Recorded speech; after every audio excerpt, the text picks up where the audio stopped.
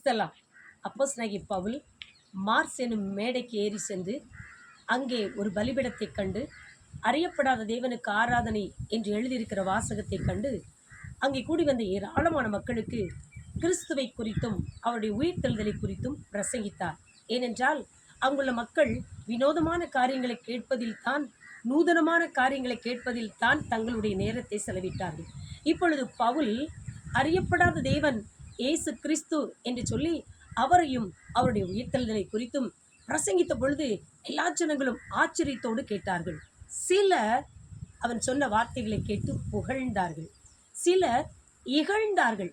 இது எப்படி நடக்கும் என்று சொல்லி. ஆனால் சிலர் இன்னொரு வேளை கேட்கலாம் என்று சொல்லி கொடுக்கப்பட்ட தருணங்களை, வாய்ப்புகளை அலட்சியப்படுத்தி விட்டார்கள். ஆனால் சிலரோ கிறிஸ்துவையும் அவருடைய உயிர்த்தெழுதலையும் விசுவாசித்து இயேசுவை சொந்த இரட்சகரை ஏற்றுக்கொண்டு அவரை பற்றி பிடித்து கொண்டார்கள். ஆகையினாலே அவர்கள் ஆசீர்வதிக்கப்பட்டார்கள். அந்த தேசத்தில் இருந்த, அந்த பட்டணத்தில் இருந்த வாதை மாற்றப்பட்டது. அவர்கள் சுபீட்சமாக வாழ்ந்தார்கள். இன்றைக்கும் கூட அநேகருக்கு தருணங்கள் கொடுக்கப்படுகிறது.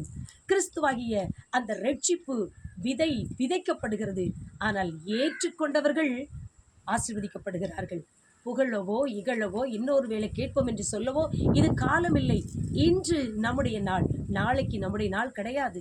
ஆகினாலே நாளை நாளை என்று சொல்லி நாளை கடத்தாதபடி இன்றைக்கே ரட்சிப்பின் நாள், இன்றே அனுக்கிரக காலம் என்பதை உணர்ந்து உன்னதமான தேவனாகிய இயேசு கிறிஸ்துவையும் அவருடைய உயிர்த்தெழுதலையும் அவர் இனி நமக்காக வரப்போகிறார் என்கிற அந்த உன்னத சத்தியத்தையும் ஏற்றுக்கொண்டு அவருக்காக வாழுங்கள். அவருடைய பிரசன்னத்தையும் அவருடைய நன்மையும் அவருடைய ஆசீர்வாதத்தையும் மகிழ்ச்சியும் நீங்கள் குடும்பமாக பெற்று அனுபவிப்பீர்கள். கர்த்தருடைய கிருபை உங்களோடு இருப்பதாக. ஆமென்.